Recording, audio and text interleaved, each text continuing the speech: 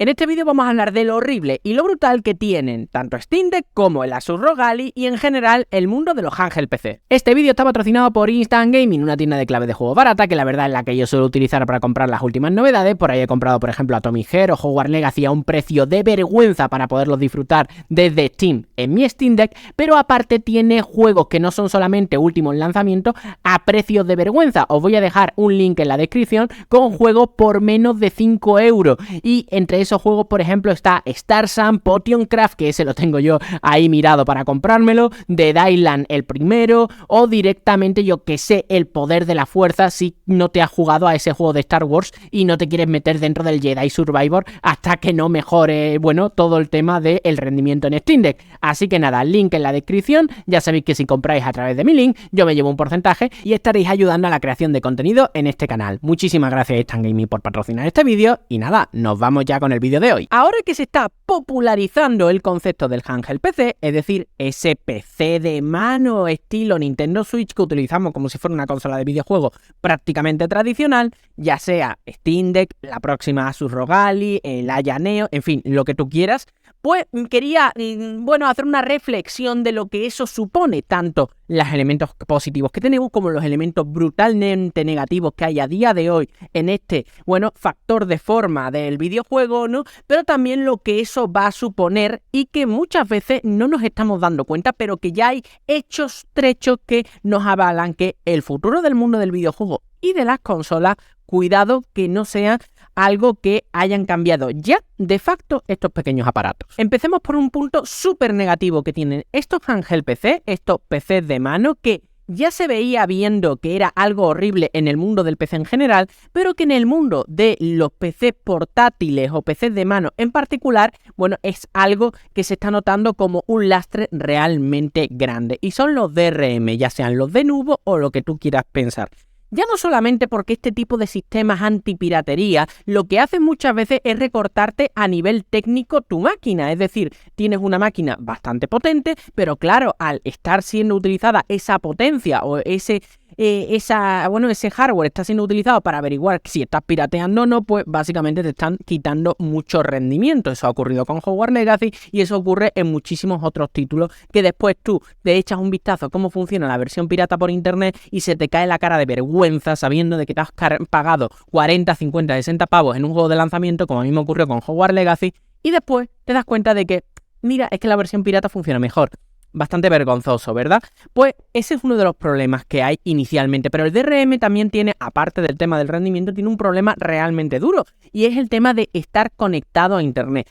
Hay muchos DRM que lo que hacen es que de vez en cuando, caso de Hogwarts Legacy, por no irnos más lejos, pues que de vez en cuando te piden una conexión a internet. Puede a lo mejor puedes estar sin estar conectado con la Steam Deck una semana a internet y no pasa nada, puedes estar siguiendo jugando al Hogwarts Legacy, pero a lo mejor al día siguiente te pide al menos una conexión, ¿vale? Que no tiene que ser para el juego completo, sino que de vez en cuando quiere estar verificando que el juego es correcto. Claro, imagínate que estás en un avión o estás en un sitio donde no hay internet, esto me ha ocurrido, quieres jugar a tu Hogwarts Legacy y ese día le ha dado a el sistema de DRM, a Denuvo, averiguar si tengo ese juego pirata y no puedo jugar a ese juego que me he comprado yo de manera totalmente legal en Steam. En fin, esto es un problema bastante serio y este es de los menos, ¿no? Porque cuando vas a jugar, por ejemplo, yo que sé, en un avión o lo que sea, pues yo lo que hago es que lo inicio y la suspendo y bueno, no es especialmente positivo, pero al menos puedo paliarlo. Pero en otros casos, como por ejemplo los que están obligando continuamente a estar conectados a internet de manera obligatoria siempre, ¿vale? Que hay algunos juegos de ese tipo, poco a poco son los que menos, pero hay algunos de ese tipo, pues directamente no podrías jugar a tu copia legal de Steam comprada de un juego single player porque no estás conectado a internet. Sí, así de absurdo es todo esto. Otro de los grandes problemas que hay dentro del terreno de los handheld PC es el tema de la lucha por la potencia y me explico. El Asus ROG Ally, por poner un ejemplo ahora súper popular, tiene no solamente la potencia, va a tener una potencia de la APU muchísimo mayor, sino que también nos está ofreciendo una pantalla súper vitaminada. Una pantalla que la calidad per se de la pantalla está claro que va a ser muy superior a la de la Steam Deck, por lo menos por temas de colores y tal, yo por lo menos me lo estoy oliendo, pero también tiene una superioridad a nivel de resolución y a nivel de tasa de refresco, porque llega hasta los 120 Hz. Muchos de vosotros me diréis, Rafa, en 1080p a 120 Hz, mucho mejor que la de la Steam Deck, que va a 60 Hz y a 800p, ¿no? Yo te diré, no. Y te explico mi opinión, que me puedo estar equivocando, o por lo menos para ti esto es diferente, pero para mí eso es un error, la pantalla de 1080p, y me explico. Porque tiene muchísimos elementos. Primero va a ser más cara, ¿vale? Poner una pantalla de ese tipo va a encarecer el precio de la máquina, a menos de que vaya por otro tipo de territorios, etcétera, etcétera, pero en general va a hacer encarecer el precio de la máquina. Segundo, lo que va a ocurrir es que al final en este tipo de pantallas tan pequeñas, de 7 pulgadas y tal, tú no notas un gran cambio entre 720p y 1080p, es que prácticamente no lo notas. Y no sé si habéis tenido por delante una tablet o un móvil o lo que sea con resoluciones inferiores a 1080p, otros que sean 1080p, incluso con resoluciones 2K, que hay móviles en el mercado. Y yo lo veo y no noto gran cosa. Sinceramente, sí, un pelín más definido, pero no es un cambio realmente radical. Y ahora tú me estarás diciendo, bueno, Rafa, pero al menos un añadido, aunque no sea gran radical, ya. Pero todo esto, al final, llega a un punto que sí es súper clave, y es la potencia de la propia máquina. Vamos a ver, aunque yo pueda ejecutar los juegos a 1080p a 120 Hz, eso lo que va a suponer es va a entrar en dos problemas: un detrimento brutal de la batería, que nos la va a consumir brutalmente, porque si ya a 60 FPS la Steam Deck te consume bastante en juegos demandantes, imagínate a 120 FPS, eso va a ser una locura.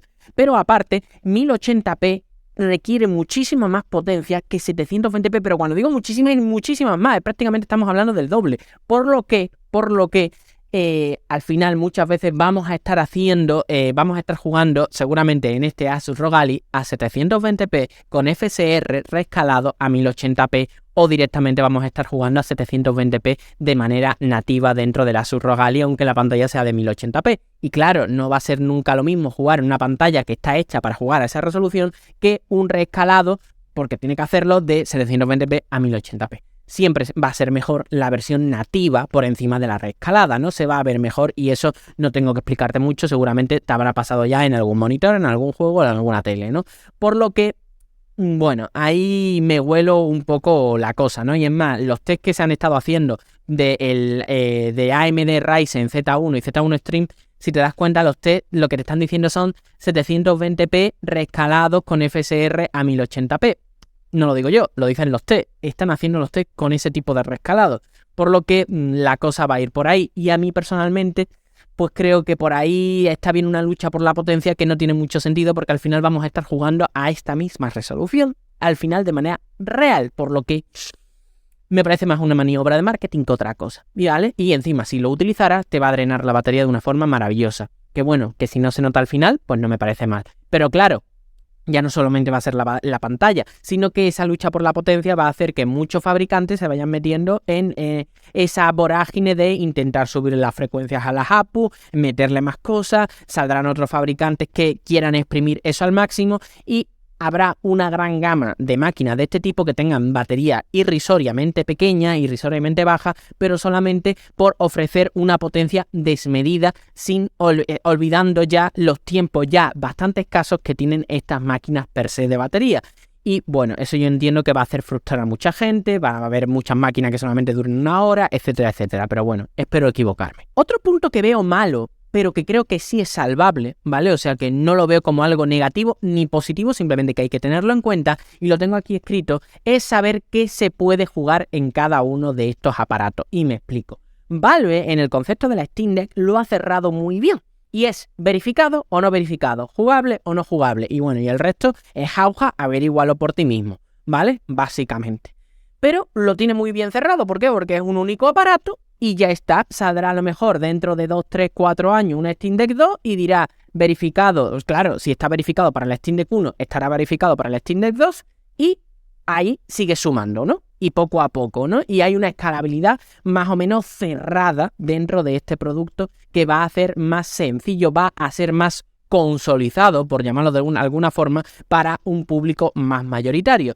Pero claro, en el resto de máquinas vamos a tener, a menos de que cambie algo, se estandarice el concepto de las APUs de AMD con Valve, algo así, vamos a tener con el resto de máquinas, pues al final un PC normal, un PC más. Y entonces las características técnicas mínimas, pues empezaremos a ver cómo van a ir cambiando. Ya no te van a poner a lo mejor un procesador de AMD y de Intel y una gráfica de AMD y de Nvidia, sino que nos pondrán eso mismo y a lo mejor tendrán que aumentar el tema de las APU a diferentes APU, etcétera, etcétera, ¿no? Y la cosa se va a ir complejizando un poquito.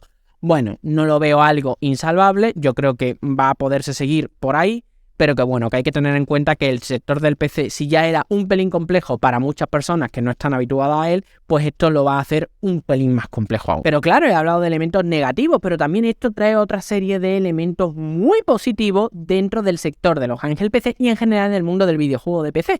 Y es, por ejemplo, que las empresas se están esforzando más en optimizar sus títulos para máquinas de bajo recurso. Y me explico.